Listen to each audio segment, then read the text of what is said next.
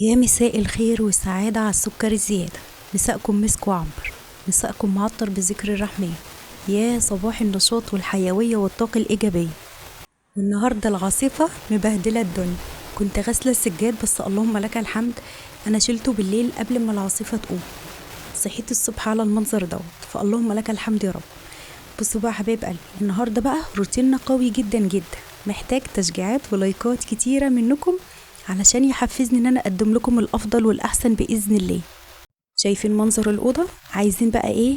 نلف السراير دي ونجيبها يعني مكان ايه الشباك كده، يعني يكون السريرين كده في الشباك كده في نصهم باذن الله. فتعالوا مع بعض كده نبدا نظبط الدنيا مع بعض. عايزين كل يوم نعمل حاجه كده قبل دخول العيد علينا كده باذن الله. فكل يوم هنعمل حاجة يعني على قدنا كده بحيث ان احنا ما نتعبش. هتقولي لسه بدري؟ لا مش لسه بدري خالص. يعني مثلا ممكن تمسكي ذرة في الدواليب، تمسكي مثلا تظبطي الدنيا، تشيلي كل الشتوي وتخرجي الصيفي كله وترتبي الدواليب. بعد كده مثلا لو عايزه مثلا تلفي السراير، تلفي الدولاب، تعملي اي حاجه. انا ما اشتريتش حاجه للعيد وعايزه اخلي بيتي دايما يبقى حاجه جديده وفي حاجه كده مميزه. فانت هتعملي زي ما انا بقولك كده، تجيبي الدولاب من مكان لمكان تاني، تجيبي السراير من مكان لمكان تاني، تحاولي ان انت تغيري النظام. هتبصي تلاقي نفسك ان انت جددتي بحاجات واقل الاشياء اللي موجوده عندك. مش شرط بقى ان انا اروح اشتري سجاد جديد ومفروشات جديده واوض جديده والحوارات دي، لا خالص. زي ما انا بقولك كده، تلفي السراير، تلفي الدولاب، تجيبي النظام، يعني تغيري النظام. هتبصي تلاقي ان انت فعلا جددتي البيت. بصوا بقى، شايفين الدنيا مكركبه ازاي ومدربكه. طبعا هل انا كده خلصت الاوضه دي مثلا على دخول العيد؟ لا انا ما خلصتش. طب هتعملي ايه؟ انا هقول لكم. بعد ما الف السراير كده انا خلاص اللي هو يعني مثلا تعبت. مش شرط بقى الحيطان عايزه تتغسل، مش شرط ان انا اغسلها واهد في حيلي في نفس الوقت. يعني مثلا الف السراير وكمان اغسل الحيطان، يبقى انا كده بتعب نفسي وبهلك نفسي على الفاضي. لا انا مثلا لفيت الدولاب والدواليب مثلا والسرير النهارده، اعدي يومين كده فيهم راحه، وبعد كده ارجع تاني اروح جايه غسله الحيطان في يوم تاني. وزي ما انا قلت لكم كده، يعني الروتين اللي فات غسلت السجاد، مثلا النهارده كده عملت مثلا لفيت السراير. اجي في يوم تاني اعمل ايه مثلا؟ اللهم صل وسلم وزد وبارك عليك يا سيدي حبيبي يا رسول الله. اروح جايه مثلا في يوم تاني غسل الحيطان، في يوم تاني انزل الذره في المطبخ كلها ونبدا نغسل الحاجات اللي عايزه تتغسل، سواء خلاط سواء هاند بلندر اي حاجه، ونظبط البيت يكون على دخلة العيد كل حاجه نظيفه حواليكي. بحس ان انا كده حسيت بتجديد في البيت، وحسيت ان في قيمه، يعني في تغيير حلو. فده من هنا هتبصي تلاقي بيتك كله بيشع طاقه ايجابيه من كل ركن من اركان البيت. تبصي كده تلاقي الطاقه كده بتطلع لك، الطاقه اللي هي الايجابيه الجميله.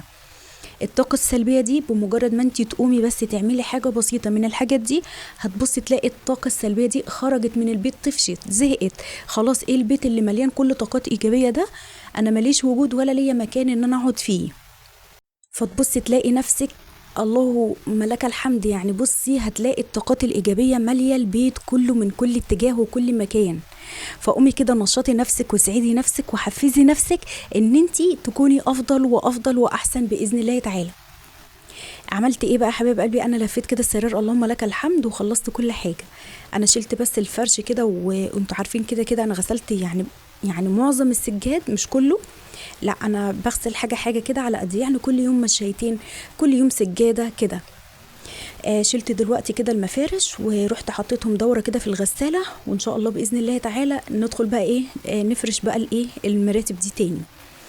عايزين كده الاوضه يعني تتهوى كده شويه. اللي هو تتهوى ازاي بقى؟ يعني اسيب الارضيه كده يومين ولا حاجه كده ولا اسبوع، وبعد كده نفرش الارضيه تاني. وان شاء الله احنا مع بعض كده باذن الله تعالى روتيناتنا يا رب تحفزكم كده وتعجبكم باذن الله. انا كنت على فكره في الوقت دوت كنت بلف السرير دوت، وكنت يعني ماسكه التليفون في ايدي. فيعني انا ارهقت جدا، حاجات صورتها وفي حاجات ما صورتهاش، واللهم لك الحمد. في الوقت دوت بقى كان خلاص اللي هو وصلت بقى المرحله ان انا تعبت. اول ما صحيت من النوم على طول مباشره صحيت، يعني دخلت على الاوضه، ما عملتش اي حاجه، لا فطرت ولا اي حاجه خالص. صراحة كان في شوية حماس كده، يعني صاحية عليهم كده. يعني بصي بتيجي في يوم كده تبصي تلاقي فيه عندك حماس كده، وصاحية من النوم عندك طاقة إيجابية جميلة كده. فاللي هو قلت بقى ايه قبل الحر كده، قلت على طول مباشرة كده نقوم ندير كده السراير ونظبط الدنيا. وما حبيتش ان انا افتح الشبابيك النهارده علشان خاطر فيها عاصفه فظيعه بره، فقلت مش هفتح الشبابيك تماما، انا هسيب كده البيت يتهوى كده مع نفسه كده. المهم فرشت كده حبايب قلبي السرير كده، واللهم لك الحمد. مسحت الارضيه كنستها ومسحتها بس ما صورتهاش، وكده وصلنا لحد كده تمام. يبقى انا كده النهارده انجزت انجاز عظيم جدا جدا. ومشجعي نفسك ومحفزه نفسك كده ان انت دايما بيتك وحياتك كلها مليانه طاقه ايجابيه، وانت هتبصي تلاقي الخير بيعم عليكي من كل مكان. فاللهم لك الحمد حمدا طيبا كثيرا مباركا فيه.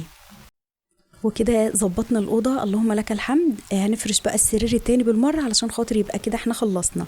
الأرضية نظيفة جدا جدا مش محتاجة أي حاجة. فأنا قلت بقى لما أجي أغسل بقى الحيطان وكده بعد يومين ولا 3 هروح بقى عاملة إيه، هروح جايبة السرير دي في النص تاني، واروح جاية غسل الحيطان، نظبط الدنيا ونشيل اللي تحت المراتب ونمسح الارضيه كلها، ويبقى دي بقى ايه كده على رواقه. يبقى احنا كده مش باقي غير ان احنا نفرش الاوضه بس على دخله العيد باذن الله. كده الاوضه ما شاء الله نظيفه جدا والحيطان نظيفه وكل حاجه، بس عايزه بس مسحه كده على السريع. فده ان شاء الله باذن الله تعالى هنعمله على العيد ان شاء الله مع بعض. بعد كده بقى ايه يعني، بصوا كان لسه بدري بقى، اللي هو خلاص انا وصلت لمرحله حلوه جدا وظبطت الاوضه، لفيت السراير، ظبطنا الدنيا. كان لسه بدري جدا، في حر الصيف دوت لازم تصحي بدري، تقومي تتنشطي كده وتملي بيتك طاقه ايجابيه قبل ما الحر كده يدخل عليك وتحسي ان انتي مفرهده ومش قادره بقى ان انتي تقومي تكملي شغل البيت، ولا قادره تتحركي ولا تعملي اي حاجه. فلا انتي لو عودتي نفسك ان انا هقوم بدري ونشط نفسي، اللي هو مثلا بعد صلاة الفجر على طول مباشرة نصلي الفجر، ماشي اولادي على المدارس، وبعد كده اروح داخلة على السريع اظبط الدنيا، هتبصي تلاقي يومك كده مليان طاقة إيجابية، وتحسي إن اليوم فيه خير وبركة، وتحسي إن اليوم طويل جدا ما شاء الله. أنجزتي مهام كتيرة جدا جدا وخلصت كل اللي وراكي في أقل من 2 ساعة. هتبصي تلاقي نفسك اليوم بقى إيه أنجزتي فيه حاجات كتيرة جدا. بعد كده حباب قلبي بعد ما خلصت الأوضة ولفيت السراير، الوقت دوت كان لسه بدري جدا، فاللي هو بقى إيه قلت بقى نعمل بقى نجهز الفطار، فطار حلو كده عسل معسل كده زيكم، حاجة كده مسكرة كده وشهد مكرر. تعالوا مع بعض كده نشوف فطارنا عبارة عن ايه النهاردة. طبعا عندي فضلة خيركم كده بتنجانتين شويتهم كده، حطيتهم على العين البوتاجاز وقلت هشويهم. طبعا الزبدة دي انا كنت عملتها معاكم قبل كده، كان عندي ايه عملت لبن رايب وعملت جبنة وعملت قشطة، والقشطة دي رحت جاية ضربها بالمضرب ورحت عاملة منها ايه حتة الزبدة دي عملت لي يعني حوالي في حدود نص كيلو من الزبدة، فحلو جدا جدا جدا ما شاء الله. عملت ايه كمان رحت بقى ايه مقطعه الزبده كده وحطيتها في طاسه، والطاسه التانية دي برضو حطيت فيها الزبده. طيب انا هعمل ايه دلوقتي، انا سلقه البيض دوت هنقشره دلوقتي وهنسقطه في قلب الطاسه كده، وهنعمل احلى بابا غنوج كده يستاهل بقكم باذن الله. بس تعالوا مع بعض كده نقشر البيض. ولو وصلت لحد هنا يا ريت اللايك الجميل القمر اللي زي كده اللي بيسعدني ويحفزني دايما ان انا اقدم الافضل والاحسن باذن الله تعالى. ولو انت جديده عندي يا ريت تاخدي كده ايه مره كده في القناه كده، مري كده مره على السريع ما شاء الله باذن الله تعالى، وانا متاكده ان شاء الله ان هي هتعجبك. بس ما تاخديش فيديو واحد وتحكمي عليه، خدي كده كام فيديو وان شاء الله تتحفزي وتكوني متشجعه جدا جدا وخارجه منه يعني بطاقه ايجابيه يتعجب لها اهل السماوات والارض باذن الله. واحنا كده ايه عايزين نعمل حملة تنظيفات كده جميلة جدا لاستقبال بقى العيد بإذن الله تعالى. ويعني بصوا عايزين نتحفز كده يعني تحفيز قوي، عايزين يبقى عندنا طاقات إيجابية مليانة نشاط وحيوية كده، حاجات كده يتعجب لها أهل السماوات والأرض بإذن الله تعالى. ما تصلوا على الحبيب، اللهم صل وسلم وزد وبارك عليك يا سيدي يا حبيبي يا رسول الله. بصوا بقى، بما ان انا عندي زبده قلت بقى ايه استغل الظروف. انا بعشق حاجه اسمها بلح، البلح دوت انا مفرزاه من السنه اللي فاتت. التفريزات حلوه جدا جدا في اوقات يا بنات بتنفعك والله العظيم، بتبقى جميله جدا جدا. فما شاء الله من الحاجات الجميلة جدا اللي ممكن تفرزيها. فعارفة لو فرزتي كل حاجة، بس مش شرط ان انت تفرزي بكميات، لو كل حاجة فرزتي منها مثلا 2-3 بس كده عسل خالص. يعني مش انا ما بقولكيش مثلا جيبي بكميات مهولة وفرزيها، لا هاتي على قدك بس.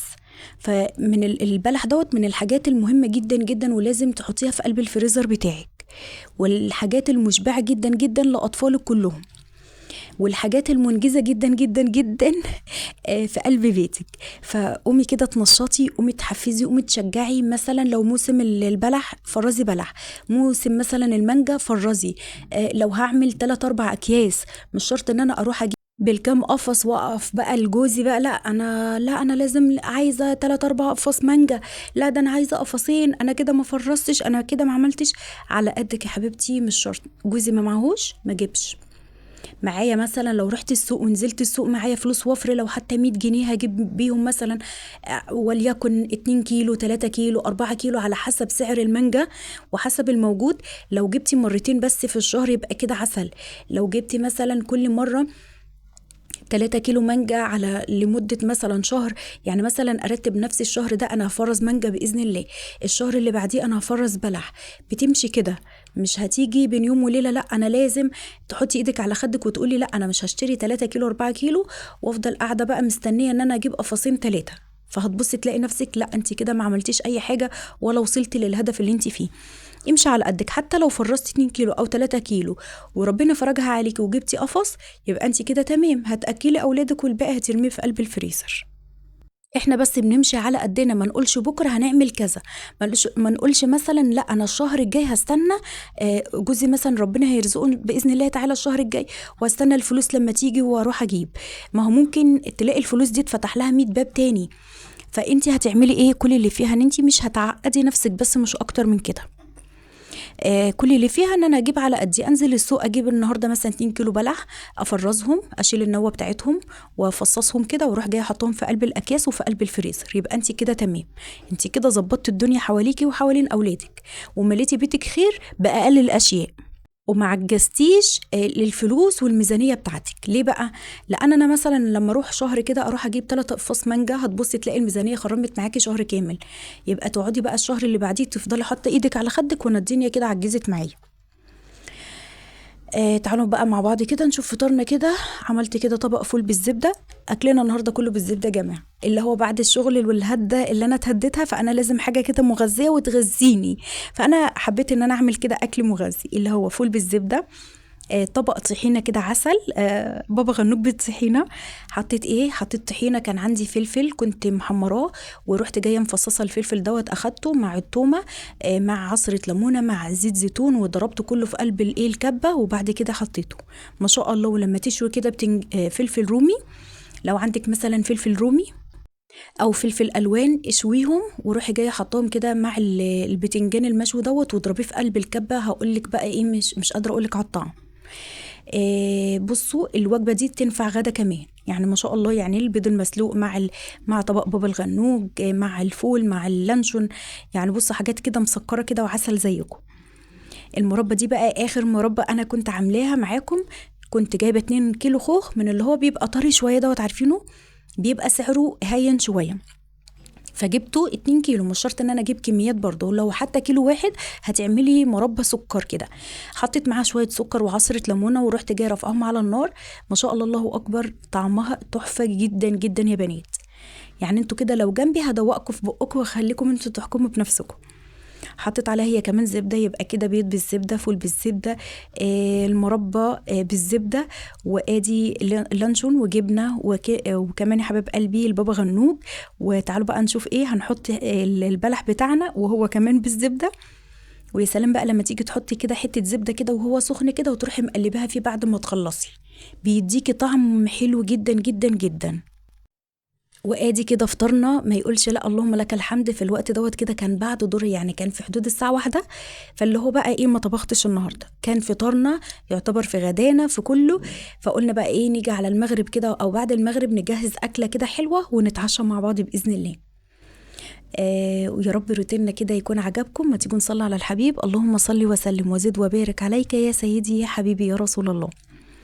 هنعمل ايه بقى دلوقتي؟ عايزين بقى ايه نحبس الاكله الحلوه دي. فقلت نعمل كده كوبايتين شاي قمر كده زيكم، ورحت جايه ايه مولعه الكاتل كده ومجهزه كده الكوبايات، وهنعمل شاي. وبكده حباب قلبي يكون يومنا كده يكون قرب ينتهي، اللي هو بقى ايه، عملت الاكله الحلوه دي وبعد كده بقى حبست بكوبايتين شاي.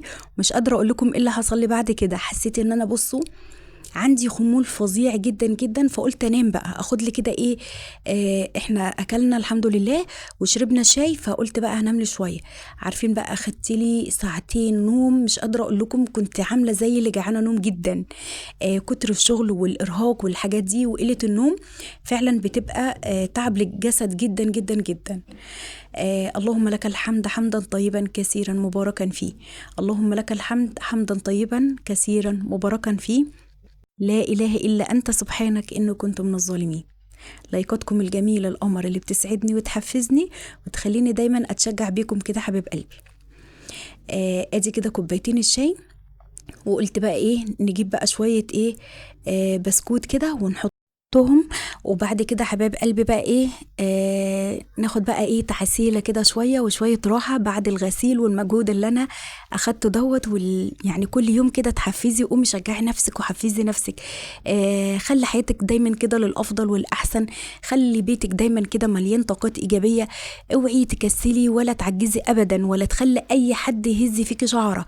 ما تخليش اي حد يكسرك بكلمة كده تخليكي عندك طاقة سلبية. لا، انطري ده كله من ورا ظهرك. قومي كده تشجعي وتحفزي، وما تخليش اي حد يكسرك ابدا، لا بكلمة ولا بكلمتين. احنا قدها وقدود، ونقدر نعيش ونسد في الحديد بإذن الله تعالى، ومحدش يقدر يجي علينا ولا يهز كرامتنا بشعرة. اللهم لك الحمد حمدا طيبا كثيرا مباركا فيه. صلوا على الحبيب. اللهم صل وسلم وزد وبارك عليك يا سيدي يا حبيبي يا رسول الله.